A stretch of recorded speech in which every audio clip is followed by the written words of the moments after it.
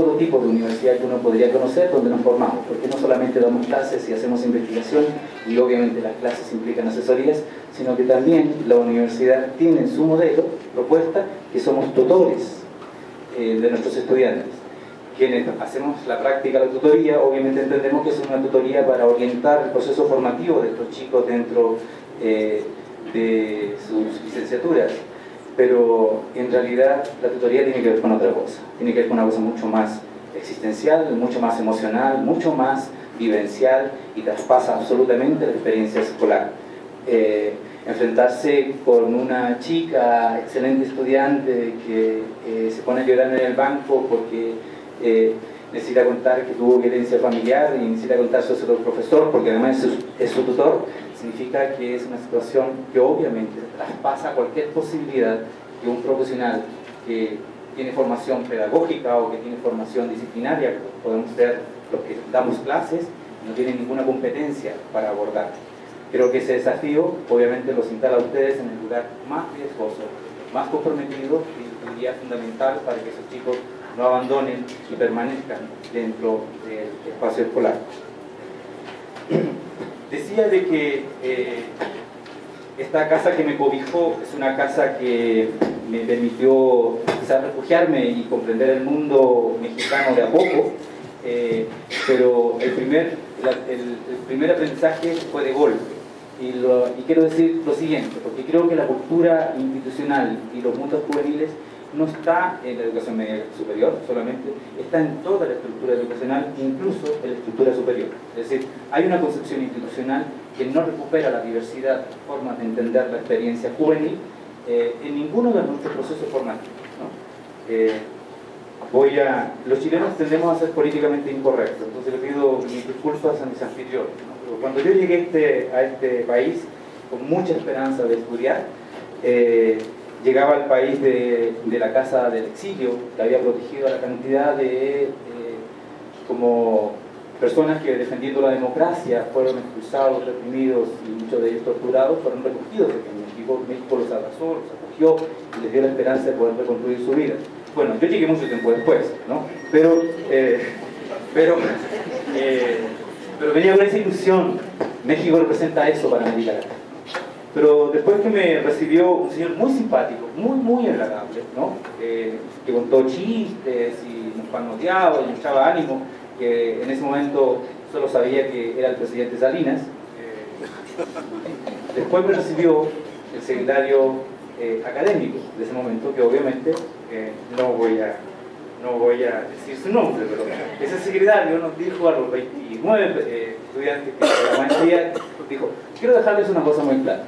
Nosotros en la universidad y en este espacio de formación de posgrado nos encanta estudiar la democracia. Es más, tenemos que ser muy rigurosos en estudiar la democracia, pero no la practicamos. El que la practica aquí adentro, le corto la cabeza. Primer aprendizaje, brutal, pero me sirvió mucho para entender de que no tenía que ver con una cosa mexicana, tenía que ver con una cosa institucional. Es decir, las universidades, así como toda la institucionalidad educativa, tiene una manera muy rígida, yo diría muy autoritaria, de imponer la forma de trabajar los procesos formativos. A diferencia de mis colegas, como le doy mucha importancia al lenguaje, yo escribí unas palabras que me gustaría compartírselas, ¿no? Porque tienen que ver quizás porque desde que llegué a este país me he dedicado a estudiar a los jóvenes, y más que estudiar me he dedicado bien a tratar de comprender cómo los jóvenes son de manera estructural progresivamente excluidos de los procesos que nosotros llamamos sistema social, proceso de crecimiento, desarrollo, sociedad civil, sistema político, ciudadanía. Por eso quizás compartirle algunas cosas que me parece importante que dentro de la reflexión académica estamos observando qué es lo que ocurre en el espacio de la educación media superior. Los estudios sobre las nuevas generaciones de alumnos que asisten a las escuelas secundarias y de media superior resaltan dos procesos que parecen paralelos. Por un lado, la insatisfacción de las juventudes por los saberes y prácticas educativas que se desarrollan en la institución educativa y que les son impuestas. Y por otro lado, el distanciamiento que se va ahondando entre la cultura de la escuela y las culturas juveniles. Cabría agregar, quizás como un elemento adicional a esto, que es estructural, para complejizar este asunto, es que están los docentes y los tutores, desde su ámbito profesional, que también les impacta en su quehacer como profesor y como tutor la insatisfacción de las y los jóvenes en el aula y el alejamiento entre los códigos institucionales y los juveniles. Quizás un adendum a esto es lo que establece el reciente estudio elaborado por el CISTEAL, una cosa que acaba de salir en marzo. Es un organismo de la UNESCO que señala que en América Latina han incrementado la desasosiación escolar por motivos distintos a la pobreza, que ya conocemos, ya que ahora abandonan jóvenes de grupos medios y altos por abierto aburrimiento en la escuela. Una cita: existe una evidente relación entre las desventajas sociales de origen y la probabilidad de que los niños y adolescentes interrumpan sus estudios. En términos generales, 7 de cada 10 niños y adolescentes no escolarizados provienen de los hogares más expuestos a privaciones económicas. No obstante, se observa que entre los adolescentes que no concurren a la escuela, es decir, los nuestros, se ha incrementado la proporción que proviene de sectores socioeconómicos medios y altos, a la vez que el peso relativo de esos sectores aumenta con la edad. Cuando la privación económica no es la causa directa de la ruptura del vínculo de los adolescentes con la escuela, ¿cómo entender el desencuentro entre los adolescentes y el sistema educativo? Si bien este estudio, que es de carácter latinoamericano, analiza casos que no son mexicanos, detecta que siguen apareciendo factores ya conocidos, ¿no? La maternidad temprana, las actividades económicas como causales de deserción escolar, pero afirma que el desinterés por estudiar continúa siendo el principal motivo por el cual los adolescentes interrumpen sus estudios. Es decir, en otros países ya es el principal motivo. Aunque es un estudio que no se centró en México, sería prudente interrogarse si este factor de desinterés por los estudios hace parte o no de las problemáticas que tiene el sistema educacional y las juventudes mexicanas, y cuánto tiempo falta para excitarle como el principal factor. Tal estudio es solo una muestra de la complejidad que la educación de los jóvenes mexicanos tiene. Desde mi punto de vista, una posible manera de abordar esta problemática impone la necesidad de ampliar la producción de conocimiento y la comprensión sobre la condición juvenil y sus expresiones en la escuela como un espacio de construcción identitaria juvenil. Por lo tanto, la escuela no puede ser vista solo como un espacio estanco donde los jóvenes se preparan para el futuro, como si el joven no fuera presente, o como un eslabón más dentro del escalamiento educacional del joven en su proceso de disciplinamiento. Por el contrario, hay que comprender a la escuela como una serie de espacios más allá de ella que se entrelazan produciendo intrincadas resignificaciones subjetivas y sociales. En diferentes lugares de América Latina se han realizado esfuerzos en el ámbito de la educación para ampliar la cobertura y la difusión sobre la producción del conocimiento de las y los jóvenes. México no ha sido la excepción. Sin embargo, podemos ver que los lugares donde se instalan estos esfuerzos son de dos tipos. El primero se caracteriza por abordar el tema de la adolescencia y de la juventud con una alta predominancia de la perspectiva psicológica, pedagógica, o bien desde un enfoque médico, biológico y de salud, enfermedad. El segundo trabaja temas de la experiencia juvenil como el trabajo, la salud, la educación, la cultura, la política y las tecnologías de información, con un enfoque de políticas públicas generales. Es decir, el joven como objeto, no como sujeto, ¿no? El joven al que se le estudia, ¿no? Como algo distinto, al que hay que comprender, porque pobrecito, él no puede comprenderse, ¿no? Reconociendo que en la escuela, y particularmente en el salón de clase, existe un binomio indisoluble entre el joven alumno y el adulto profesor, con una interdependencia estructural que los interrelaciona objetiva y subjetivamente, es necesario, por extensión, reconocer que tanto el alumno como el profesor son sujetos procedentes de un nivel socioeconómico concreto, con historias personales y sociales particulares, obviamente determinados por su sexo, con una cultura parental adulta, llámesele socialización, valores, gustos, etc., que determinan sus miradas y la comprensión de su espacio social. Es decir, aquí nadie es una maquinita, todos somos personas que estamos inundados de nuestras emociones y nuestras historias personales. En lo anterior apunto que uno de los desafíos debería ser el construir en los profesores y tutores, especialmente en ustedes, una visión más integral de la comprensión de las diferentes realidades y condiciones juveniles, así como la participación de los docentes desde otros puntos de partida para promover un diálogo y un aprendizaje complejo desde los puntos juveniles. Aquí tenemos un problema mucho más estructural, que a diferencia de lo que ocurría hace 2 décadas, donde nosotros estudiábamos, más bien ustedes, algunos estudiamos antes, hoy tenemos un dispositivo que se nos pone intermedio, de lo que hablaba Teresa, que tiene que ver con las técnicas de información, ¿no? No tengo que ir a la computadora, tengo el smartphone para averiguar si lo que está diciendo el profesor es verdad. No le creo al profesor, le creo a este aparatito, ¿no? Y no solamente este aparatito, porque en este aparatito, como decía Tere, pues nos vemos en el Facebook, le pregunto a mi amigo que está conectado, ¿no? Indague, ya que tengo que seguir escuchándole, poniéndole cara de atención a este que me está hablando al frente, ¿no? Pero resulta que este aparatito hoy no solamente tiene que ver con un tema de información, tiene que ver con un tema de construcción de sentido de lo que me está ocurriendo. Este aparatito media, no solamente relacionarme aquí, sino que media este espacio, ¿no? Y en ese sentido, no es solamente un libro electrónico, no es una biblioteca andante, es una plataforma a través de la cual yo le estoy atribuyendo validez, estoy atribuyendo veracidad y por lo tanto le estoy atribuyendo sentido a la relación que estoy estableciendo con el profesor, ¿no? Lo que quiero decir es que hoy las tecnologías de información abandonaron ese lugar de la escucha, del ver, de un referente externo.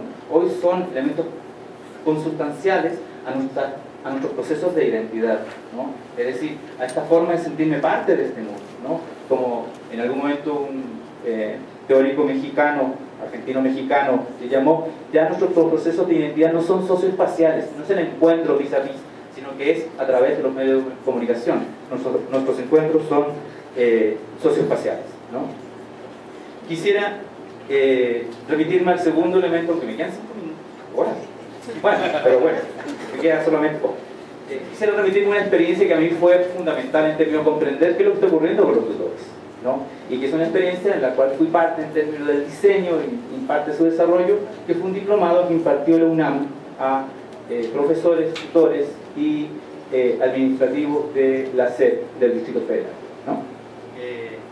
¿Por qué? Porque en ese diplomado una de las cosas que fue una constatación, que es, yo diría, un tema que habría que revisar en la formación de los tutores, es que hay una fuerte formación psicológica o de trabajo social, por lo que estos profesionales y en el sistema en general prevalece una perspectiva psicobiológica. ¿Qué es lo que dice la perspectiva psicobiológica?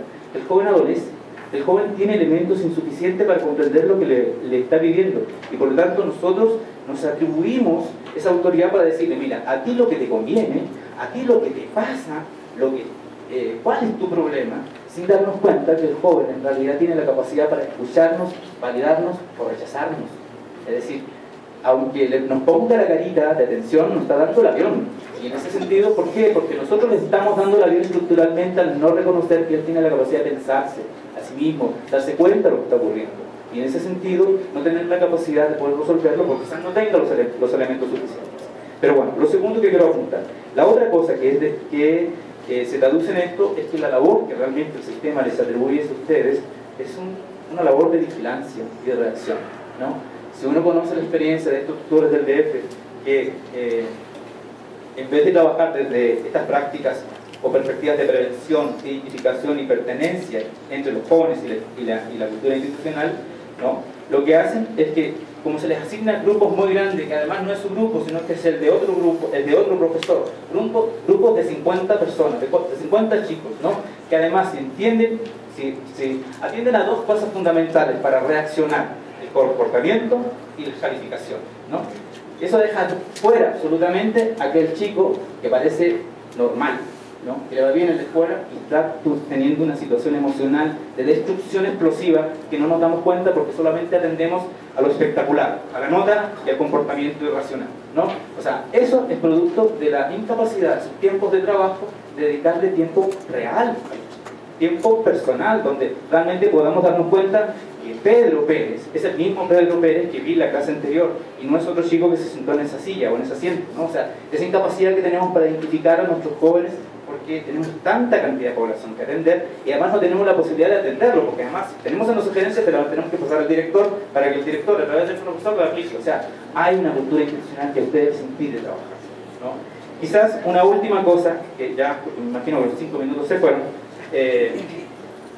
como alguna sugerencia en términos, yo diría que no es para ustedes, les voy a ser sincero, yo creo que ustedes es una sugerencia para el sistema educacional, ¿no? Porque creo que, por ejemplo, ante la situación que nos enfrentamos en ese diplomado, de que uno de nuestros estudiantes, tutor, en el diplomado nos dice, uno de mis estudiantes se suicidó y le mandó una carta a sus compañeros, ¿qué hago? ¿Qué posibilidad de trabajo tenemos si atendemos cosas más bien rápidas, someras, que no tenemos tiempo de trabajar, no podemos profundizar, no podemos atender la situación? Y además, dentro del establecimiento, todos estos problemas graves se nos atribuyen a nosotros, no a un experto realmente. No a un experto. El experto me lo tengo que inventar porque tengo que atender la situación. Es decir, frente a situaciones extremas que normalmente nos caen, no tenemos ninguna capacidad de reaccionar porque el sistema está confiando en ustedes. Que le hagan como le hagan, pero lo resuelvan, ¿no? O sea, en ese sentido, creo que el tema no son ustedes, creo que en ese sentido, por eso yo hablaba de que ustedes son este elemento, este puente entre esta cultura institucional y esta diversidad de culturas juveniles y subjetividades. Primero, yo creo que es importante en el contacto espacial, que deben considerar que los jóvenes son protagonistas de su vida, no son obstáculos de la vida, no son futuros, son presentes. Esto implica incorporar en la formación de ustedes una concepción más sociocultural y no quedarse, me parece una base importante, pero no quedarse en la perspectiva psicobiológica. Creo que, por ejemplo, si escucháramos a Tere en su intervención, yo no le escuché hablar nada desde la perspectiva psicológica. Yo creo que su formación tiene que ver con sus largos años de trabajo, yo conozco el trabajo de Teresa, ¿no? Y en ese sentido Tere tiene esta perspectiva ya en su práctica, la importancia de incluir el contexto, de incluir la situación. Lo segundo, que yo creo que no tiene que ver con ustedes, tiene que ver con que las normativas de la cultura escolar deberían adaptarse a los procesos de subjetivación juveniles, en términos de que con base en la mediación de los sistemas de información practican un permanente cuestionamiento a las prácticas docentes y escolares. Y ahí llevamos a la pregunta que nos plantea Tere. Entonces, ¿cuál es el rol del profesor? No podemos basarnos en que el profesor tenga la autoridad por una concepción de racionalidad burocrática. Eres el profesor, entonces mandas. No, es completamente errado en una sociedad en la cual vivimos, donde los chicos median todo por los medios. Por último, me parece que tendríamos que orientar la formación escolar, y aquí me sumo un poco a lo que señalaba Chico Tenca, a la formación de ciudadanos. O sea, no sé si a ustedes les pasa, pero los chicos no están aprendiendo de la escuela, están pasando, están certificando, ¿no? Que la universidad es terrible, ¿no? Porque hacen lo que sea para certificar, porque lo importante es el diploma y para sacarse la fotito con la toga de Harvard, ¿no? Porque es como la lógica, ¿no? No voy a aprender, ¿no? Creo que hay un chip que nos hace daño a todos los que estamos en el espacio escolar, ¿no? Entonces, si orientamos en términos de la formación del ciudadano y a partir de que y es a partir de qué, de que es una convivencia entre estudiantes y profesores, y aquí tiene que ver con el rol de los tutores y los profesores. Los estudiantes no van a aprender de ustedes lo que ustedes les digan, van a aprender de ustedes lo que ustedes hacen, la forma en que ustedes practican la docencia, la forma en que ustedes se relacionan con ellos. Eso es lo que aprenden.